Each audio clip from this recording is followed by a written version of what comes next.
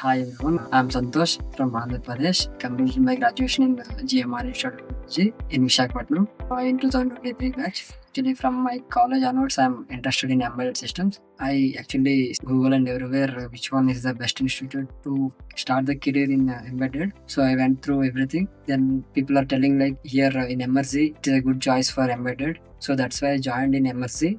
I only believed this process. The curriculum is simply simple. Linux, C, MC, data structures, and C++ and Linux internals. They started from Linux, and after that we went through that C. Actually, it is the most important module. They given all the inputs, whatever we want from the scratch onwards up to the advanced C, and also they told to do some programs on the lead code. We went through that. Data structures also is there in the curriculum. We will learn the data structures also, and MC, you will do one real-time project. After that, you will be having Linux internals. That is mainly premium companies asks the Linux internals, and I placed in Nhanz Systems Private Limited in Bangalore only. I will recommend you everyone to join in MSc. Thank you.